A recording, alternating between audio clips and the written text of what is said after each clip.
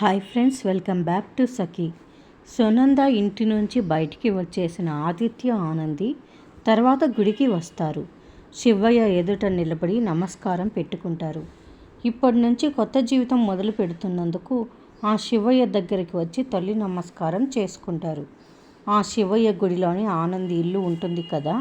ఇక ఆనంది ఆదిత్యతో ఇలా అంటుంది. ఆదిత్య గారు పదండి లోనికి అంటుంది. ఆదిత్య అక్కడి నుంచి అడుగు వేయగానే ఒక కొబ్బరి చిప్ప ముక్క ఆదిత్య కాలికి గుచ్చుకుంటుంది. గుచ్చుకొని రక్తం వస్తుంది. అరే, ఏమైంది ఆదిత్య గారు, ఇట్లా రండి అంటూ అక్కడే గుడిలో కూర్చుంటారు. కాలి పాదానికి తగిలిన గాయానికి ఆనంది ఏడుస్తూ మందు రాస్తుంది.